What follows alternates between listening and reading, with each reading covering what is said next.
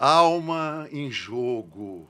Que bom receber aqui hoje uma mulher muito forte, né? Eu acompanho assim muitas vezes no meu dia a dia, né? Uma advogada, uma professora, uma gestora, uma pedagoga e uma mulher que bota a alma no trabalho, bota a alma em jogo, bota a alma na vida dela.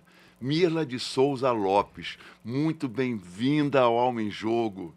Obrigada, Bial. Eu que agradeço todo o seu acompanhamento, a sua dedicação também ao trabalho, que eu também tenho acompanhado o seu desenvolvimento de projetos sociais voltados à pessoa vulnerável, às pessoas que precisam e necessitam realmente do teu apoio, da tua mão generosa para trazer essas pessoas a uma ascensão social.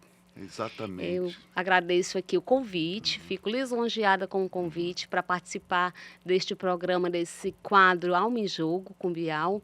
Então, deixo aqui o meu agradecimento sincero. Ah, que bom, e que você possa, dentro dessas políticas públicas tão necessárias tão necessárias hoje, voltadas para o social, né? E que você consegue entender com tanta peculiaridade todas essas nuances, né, da política pública voltada para o social, que há pouco tempo, algum tempinho atrás, o pessoal nem sabia o que era isso, né? E hoje temos a Secretaria da Proteção Social aqui no estado do Ceará, que funciona de uma forma extremamente com desempenho ótimo, né? Uma excelência o trabalho da Secretaria. E você é uma das gestoras, uma das pessoas mais importantes dentro dessa secretaria. E eu queria que você falasse um pouquinho como é que começou a tua vida assim, pós-faculdade, como é que você procurou essas profissões, esses trabalhos que você exerce e que você trabalha com tanta profundidade, com tanta sabedoria e vontade, com alma. Bom, Bial, eu iniciei, na verdade, a minha vida pública como pedagoga, como professora minha cidade natal de São Benedito, e fiz o concurso público, na época ele era gerenciado pela UES, e saindo de pedagogia, entrei na área acadêmica, fiz uma pós-graduação em gestão escolar, galguei alguns andares, fui gestora também, coordenadora pedagógica da escola em que eu estava lotada. Posteriormente a isso, eu prestei vestibular novamente em Sobral, minha cidade, que eu abracei também, que sou cidadã sobralense, tenho um título de cidadã Oh, sobralense, que legal, que legal. Uma professora, natural pedagoga e que tem o título de cidadã sobralense. sobralense, que é onde a educação pulsa no Brasil, né? Onde a educação pulsa, isso mesmo. E lá fui submeti ao vestibular, escolhi direito, porque meu esposo também já era da área, tinha alguns familiares advogados, e eu tinha esse desejo de entrar para esse campo que é vasto, que traz uma grande satisfação, pois tem um leque de oportunidades, né? Você pode entrar no social, você pode entrar no direito internacional, no direito público, e eu entrei no direito público, né? Fui convidada inicialmente pela doutora Socorro França, que era a secretária de Proteção Social, Justiça, Direitos, Mulheres. Era uma secretaria que alcançava e abarcava muitas políticas públicas e direitos humanos. Isso em meados de 2021. Vim foi como eu cheguei ao Estado e à Secretaria da Proteção Social. Foi a convite da doutora Socorro França, a quem eu tenho uma grande admiração também. E chegando aqui, eu fui para uma política pública que estava em encaminhamentos, que era a política da pessoa idosa e pessoa com deficiência. sempre aqueles menos favorecidos, pelo que você Sim, falou sim, aqui. os vulneráveis. Os vulneráveis. Você falou na mulher também que até décadas atrás era tratada de uma forma pejorativa, até Relativamente capaz. O não nosso dando o valor que o ser humano tem, independente do seu gênero, né? Sim, o nosso Código 16 era um código muito machista. E ele previa no seu artigo que a mulher era uma pessoa relativamente capaz, ou seja, para ela Relativamente capaz é terrível. era relativamente capaz, ou seja, para ela trabalhar, para ela se colocar no mundo do trabalho, era precisar da outorga uxória, que era a autorização do marido para que ela pudesse entrar ao mundo trabalhista, ao mundo acadêmico, pudesse estudar, pudesse sair, ela Votar. precisava votar. Veio um pouquinho antes, mas o Código 16 ainda tratava a mulher como uma pessoa de segunda categoria, né? Era sempre No século XXI, você ainda enxerga em algumas populações no mundo, não só no Brasil agora, no planeta Terra, ainda com essa vocação de ainda. deixar a mulher em segundo plano? Ainda temos culturas, né? Que são culturas que disseminam ainda esse machismo, né? Essa misoginia, ela ainda é presente na nossa vida. E hoje mesmo, no nosso Brasil, desde as nossas lutas por mais espaço, por espaço na política, por espaço nos trabalhos, por ter equivalência de salarial, a gente tem pessoas Ah, existe essa dentro. equivalência ou não? Não, Não não existe. existe. A gente tem que lutar por essa equivalência. No mesmo cargo, a empresa privilegia o homem à mulher. Sempre. E às vezes a capacidade profissional daquela indivíduo, daquela mulher, é maior do que É a do até homem e ela superior. é preterida. É E preterida. ainda com um ganho maior do que quem sabe mais ou quem conhece, que Isso. se aprofundou mais. Você Quem se sabe que dedicou, quem buscou aprimorar-se, quem buscou realmente a capacitação no mercado de trabalho, né? A mulher, para entrar no mercado de trabalho, ela precisa de muito mais. Ela precisa estar muito bem preparada, ela precisa estar muito bem posicionada, ter um conhecimento além do que é necessário para poder se manter dentro do mercado de trabalho. antes de você falar como você se sente como uma mulher poderosa que você é hoje, eu queria lembrar que o futebol feminino, vou falar de esporte, que eu não posso deixar de falar num gancho desse que você me deu. Em 1941, foi proibido a prática de futebol para as mulheres. E aí voltou a mulher poder praticar o futebol e voleibol não teve esse problema, basquetebol, atletismo, mas o futebol em si, o esporte dos homens, futebol é jogo para homem, mais machismo do que isso não existe. E aí voltou a ser possível a mulher jogar futebol em 1983. Isso é o fim da picada, porque hoje, em 2025, eles ficam questionando, não, mas a mulher não corre tanto, ela não chuta tão forte. Lógico, ficou 40 anos proibida de praticar Tolhida, né? tolhida, né? E nos países onde não houve essa proibição, nos Estados Unidos, na Noruega, nos países Suécia, onde as mulheres jogam bola tal qual os homens, tão bem ou melhor, e a gente coloca essa pedra em cima, não, porque não era para ter. Como é que pode isso? Como é que você se sente, você empoderada hoje, você conseguindo conquistar teu espaço, ver essa luta que teve também no futebol feminino, que é um segmento importante Algumas das mulheres? profissões, e a maioria delas, na verdade, tem essa restrição quanto à mulher. O mecânico, você sempre procura um mecânico, esteja a mulher qualificada, técnica, naquela oficina você procura um mecânico. Então, assim, é uma coisa é algo cultural, é algo que a gente precisa combater na sociedade, Total. porque é uma discriminação estrutural, né? Isso beira a corrupção. É algo que vem de estrutura social. E para a gente romper essas estruturas sociais, a gente precisa estar diariamente trabalhando pela a ascensão feminina. Essa política pública que você tanto investe, tanto trabalha, você vê nessas políticas sociais, públicas, você vê também uma discriminação ainda em relação ao, não só ao mercado de trabalho, a possibilidade de estudo, a possibilidade de reconhecimento, também, né? Então, a gente vive uma mentira quando a Sim. gente fala que há igualdade de gênero, que há... Não há. Não há igualdade, a É, igualdade formal. Nós precisamos entender que existem 2 é tipos de bom ouvir isso com igualdade. todas as letras. Então, tem Obrigado. uma igualdade formal, que é uma igualdade que está na letra da lei, né? Homens e mulheres são iguais perante a lei, mas na materialização dessas políticas públicas, na materialização dessa lei, há ainda um retrocesso muito grande, há empecilhos e muitos gargalos que a mulher enfrenta para estar posta no mercado de trabalho.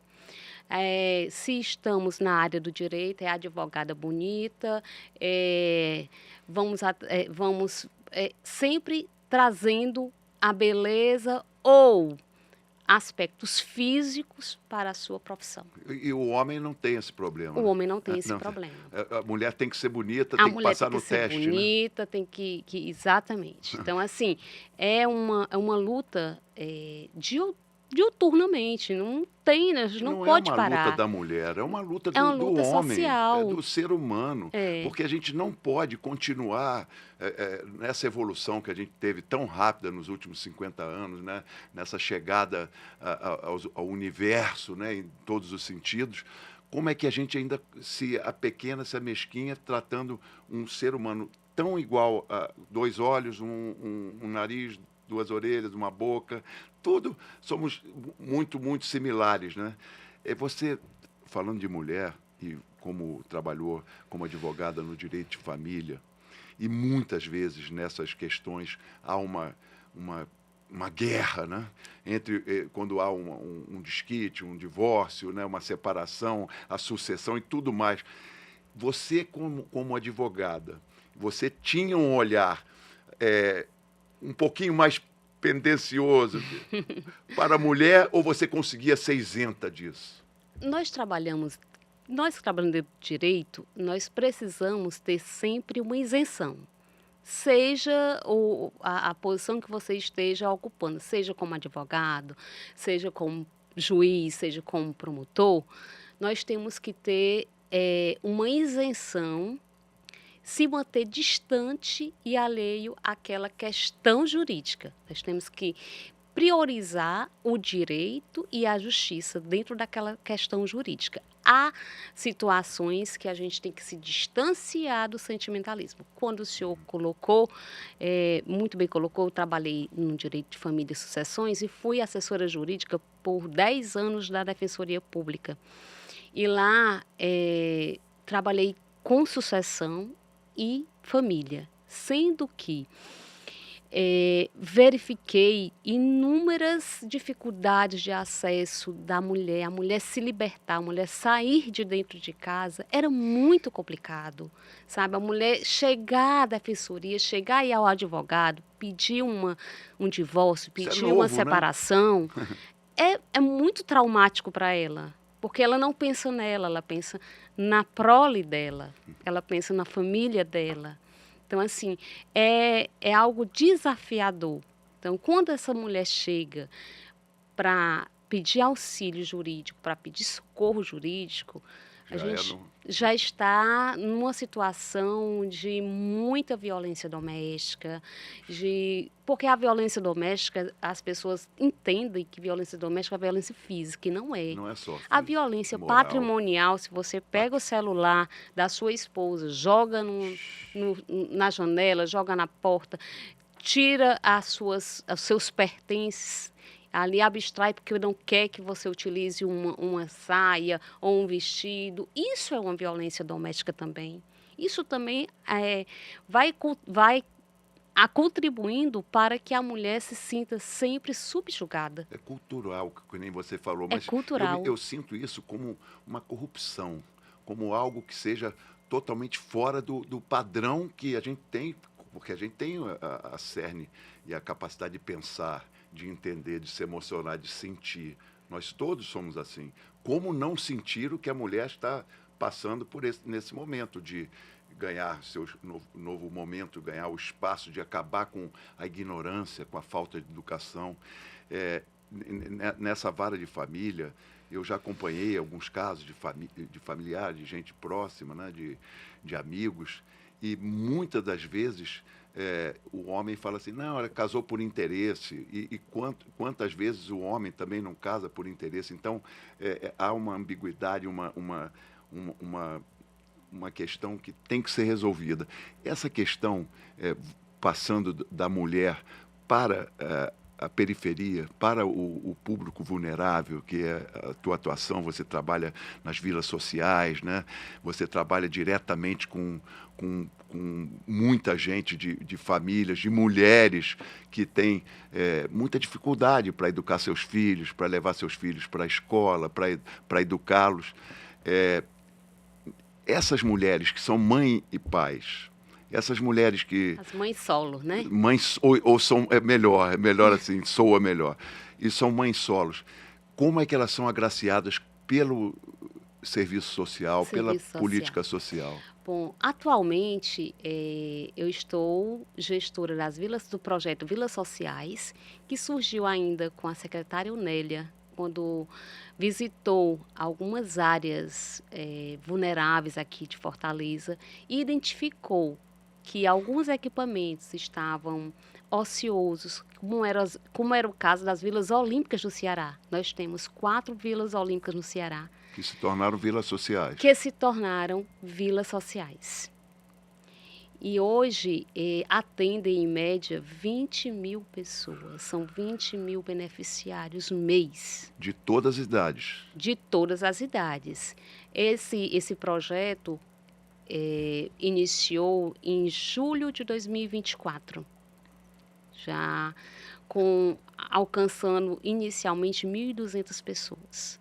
Hoje nós contamos com 20 mil pessoas agraciadas. E dentro da Vila Social, foi um pedido da secretária Onélia, eu quero qualificação para as mulheres, eu quero oportunidade para as crianças, que elas consigam sair daqui, entrar no mercado de trabalho, alcançar seus méritos e poder sair dessa situação vulnerável que se encontram. E as vilas sociais, elas foram pensadas estrategicamente. Existem no Conjunto Ceará está sendo concluída, uma das vilas está sendo concluídas, para iniciar esse projeto, Vila Social Conjunto Ceará, e hoje nós temos a Vila Social do Genimbaú, Vila Social do Canidezinho e Vila Social Messejana. Que é linda, linda. Que alcança atividades de esporte, lazer, cultura e qualificação profissional, inclusive de inclusão para pessoa idosa e pessoa com deficiência também. Nós temos um curso de inclusão que alcança as mulheres que precisam estar trabalhando durante o dia, que precisam estar dando atenção à sua família, que precisam estar próximo dos seus filhos, mas que também precisam se qualificar e precisam estar inseridas no mercado de trabalho para que possuam também a sua liberdade. A nossa liberdade, ela é muito ligada à nossa autonomia financeira. Quando você tem autonomia financeira, você tem liberdade, você tem garantia de direitos. Você não se submete a qualquer situação. Você escolhe a situação em que você quer estar. Você não precisa estar submetida, nem discriminada, nem subjugada a qualquer pessoa. Essas vilas sociais que você organiza, que você faz a gestão, hoje elas abrigam 20 mil pessoas, só que, mais do que a qualificação, ela entrega para as pessoas segurança. Eu frequento bastante dessas vilas e a gente viu elas antes e depois, né, da reforma, da expansão, da mudança de paradigma, né? E essa segurança que fez uma mulher, não é nem de uma vila social, de um complexo mais infância, que também tem o mesmo viés de trabalhar. Sim. Essa mulher fez o manicure, e aí ela faz a minha mão e o meu pé, o curso de manicure se qualificou. Eu falei, você vai ser a minha manicure. Ela vai na minha casa. Ela sai No complexo. do local onde ela trabalha, ela tem na casa dela tem uma beirada lá que ela usa para ser o canto de trabalho São dela. as Mas pequenas empreendedoras, né? uma pequena empreendedora, mas ela ficou, a mulher que eu conheci e a mulher que é hoje, assim, por conta da segurança, né, da valorização, né, do entendimento de que ela pode tudo na vida. Se ela pôde sair das barras de um casamento que não a deixava feliz e se tornar independente por conta dessa qualificação profissional e do rendimento, da condição, ela é tão boa, mas ela é tão boa, que ela daqui a pouco está abrindo um salão. Sim, Ela, está ela, empreendendo. ela é uma empreendedora. Essa segurança que eu vejo nesses locais é muito difícil de você conquistar isso, de você colocar isso. Não é tão fácil, né?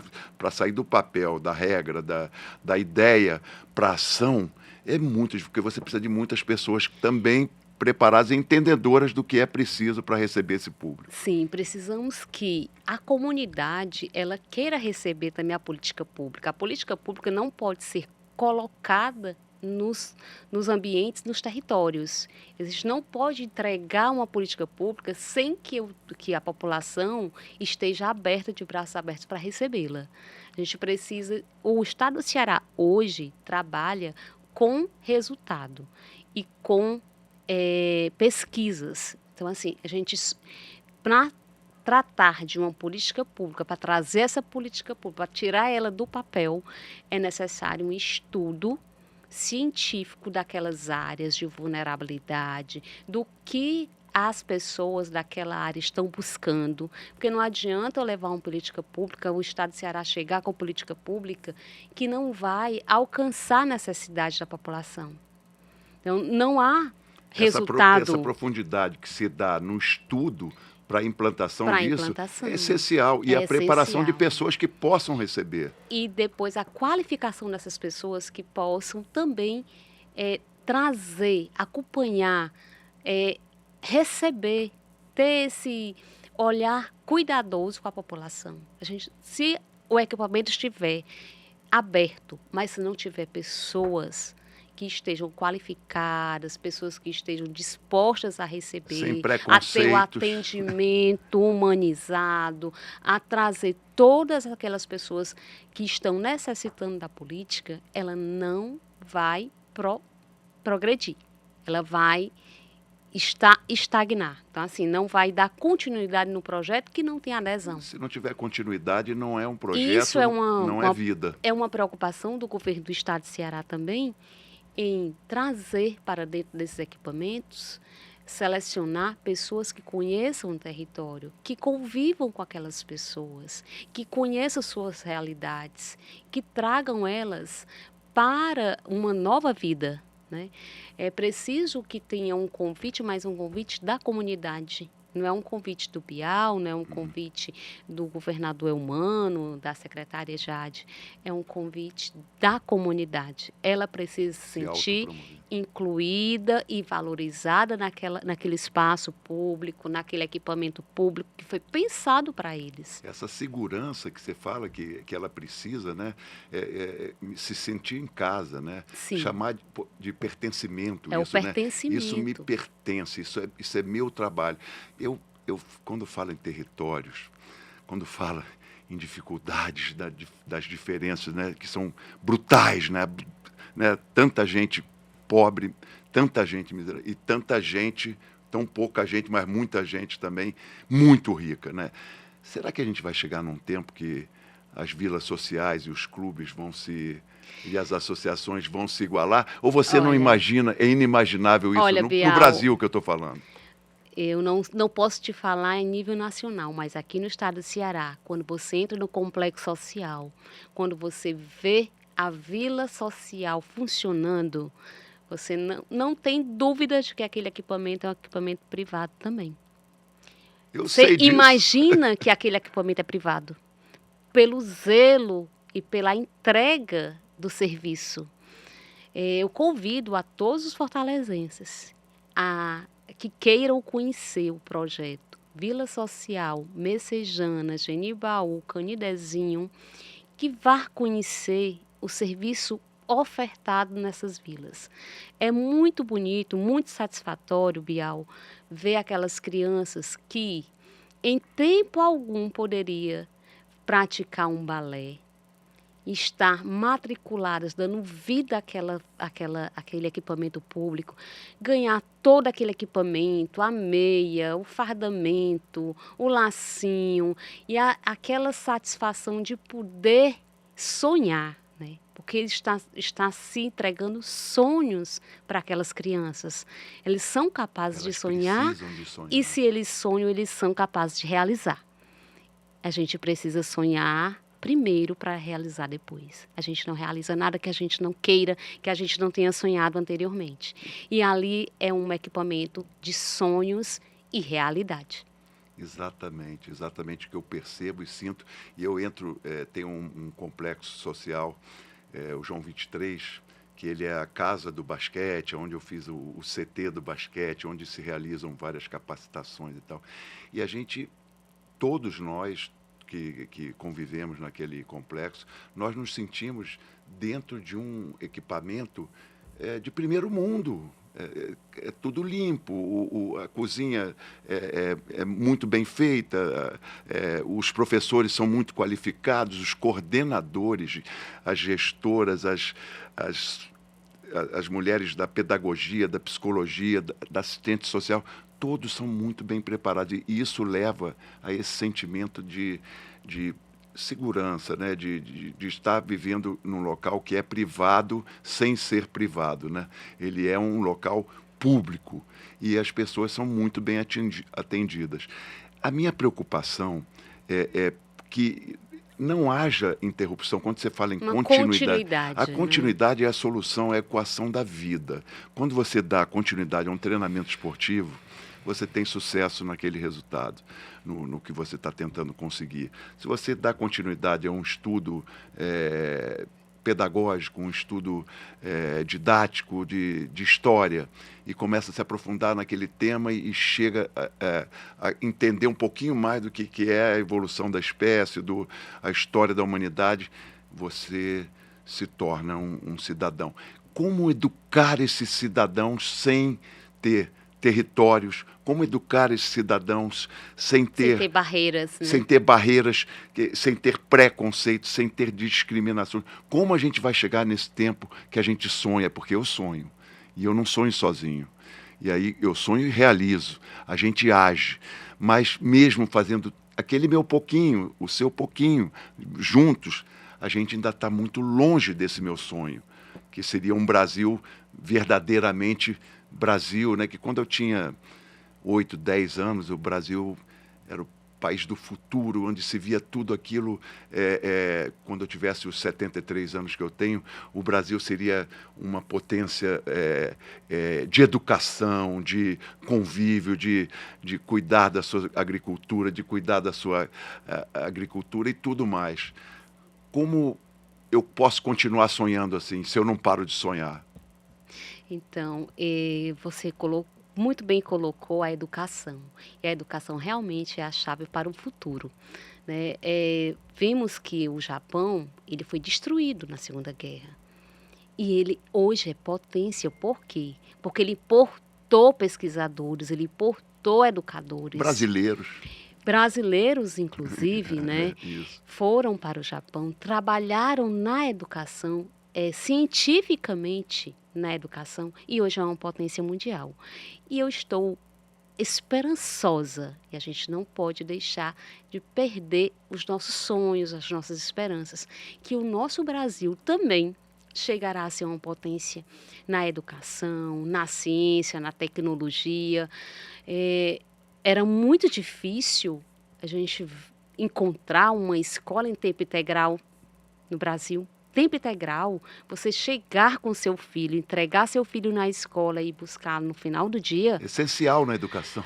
Não tinha no serviço público, né? Não tinha na política pública um equipamento que pudesse te abraçar, pudesse cuidar do seu filho, pudesse te dar toda a estrutura, toda a instrução necessária para você galgar outros outros andares, né, para você galgar as suas esperanças, os seus desejos, as suas profissões, né. E hoje você encontra aqui no estado do Ceará, numa cidadezinha de 10.000 habitantes, uma cidade como Graça, uma cidade como Carnaubal, e escolas em tempo integral. Exemplares, Em exemplares. tempo integral, que ali vai formar realmente futuros cidadãos, cidadãos conscientes, cidadãos realmente que vão trabalhar para o Brasil, vão construir e reconstruir a nação.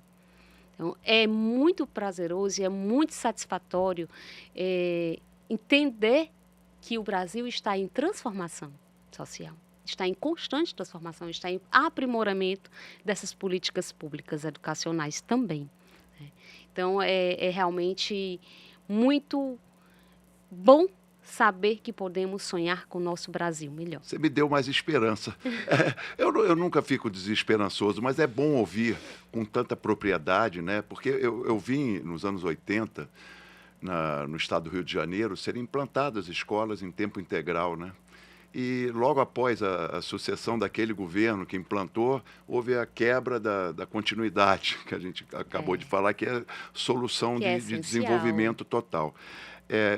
Sobral fica como uma referência, mas o estado do Ceará todo hoje tem essas escolas em tempo integral. Em tempo integral. As crianças ficam de 7 da manhã às 5 da tarde ali trabalhando a formação delas, a educação delas. Envolvidas na educação, envolvidas em realmente em tarefas que vai te auxiliar para um futuro, né. Então, hoje a mãe, o pai vai deixar a criança no colégio e vai para o seu trabalho tranquilo. Vai trabalhar porque ali tem toda a estrutura necessária para transformar as vidas, para transformar a vida daquela criança. Então ela lancha, ela brinca, ela tem a cultura, ela tem o lazer e ela tem a educação, né, em sua inteireza, em sua completude. Há realmente uma preocupação de trazer esse jovem, de trazer essa criança para ser um futuro advogado, um matemático, um físico, um engenheiro. Então, o que você sonhar, você pode Nosso realizar. jardim são as escolas, né? Nossos jardins são as escolas. É lá que eles vão florescer, que eles vão frutificar, que eles vão crescer. Você casada com um advogado também, né? Também. E tem uma família que também já veio da área jurídica. Já veio. A sua prole, os seus filhos, os seus parentes, eles estão. Você percebe que essa geração. Problemas de redes sociais, de muita informação ruim por um lado e por outro lado ótimas informações e muito conhecimento. Como é que você vê essa juventude que está perto de você, da sua família? Então, Bial, essa é uma preocupação, acredito eu, que mundial, né? Há muita informação e muita sugestividade no meio digital. Então, assim, nós alimentamos de coisas necessárias, coisas informativas, de realmente cultura, de conhecimento, mas também trazemos muito malefício dentro dessas redes sociais, dentro do seu comportamento diário, né? Por favor, regulem isso, porque as crianças não podem As crianças não podem ser bombardeadas com essas redes sociais. E aí é uma responsabilidade que não é só do Estado, é uma responsabilidade que é de casa, responsabilidade que a gente precisa ter em casa. Nós precisamos monitorar essa excessividade de exposição das redes sociais, deixar regulado dentro de casa. Hoje, crianças, bebês, são entregues smartphones, são entregues telas, né, muito prejudiciais ao desenvolvimento neuropsicológico, psíquico. Então, assim, é necessário que a sociedade saiba receber as evoluções, as tecnologias, mas que saiba também que há malefício na tecnologia, que aquela tecnologia mal utilizada trará um malefício irreparável. Tem o benefício, tem o malefício. Tem o bem, tem o mal. Tem o vício, tem a virtude. Tem o bom, tem o tempo que se esgota.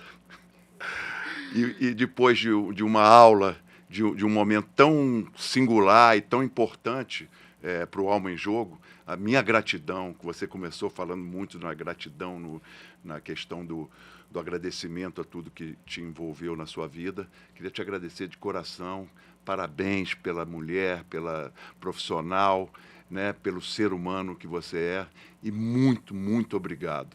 Que a sua alma esteja sempre em jogo, como eu percebo. Eu que agradeço todo esse acolhimento aqui do Alberto Bial e toda a sua dedicação, porque dentro da nossa conversa aqui, nós não conseguimos colocar que o Alberto Bial tem um projeto, desenvolve um projeto junto ao estado do Ceará, que é o Basquete Mais Proteção Social. Que você toma conta que tão bem estamos dele. também na gestão desse projeto. E só temos a agradecer a sua dedicação, o seu empenho em trazer aqueles jovens das situações de vulnerabilidade social para uma situação de pulsar esporte em suas vias, né? De trazer eles para a disciplina, de trazer eles para o compromisso ético, o compromisso social realmente, que eles possam ser disseminadores daquela política pública, que o esporte entre em seus lares e que transforme suas vidas.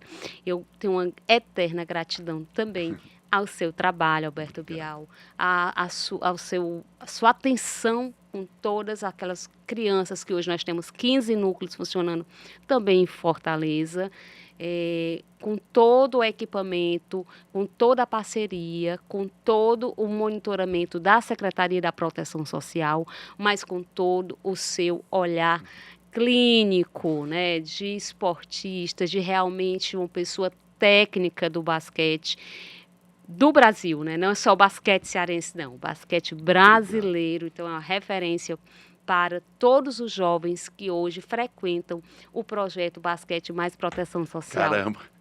Caramba. Muito obrigada, Bial. Obrigado você. Um abraço enorme no você, no seu coração, na sua alma. Puxa, foi muito bacana. Até breve. Beijo.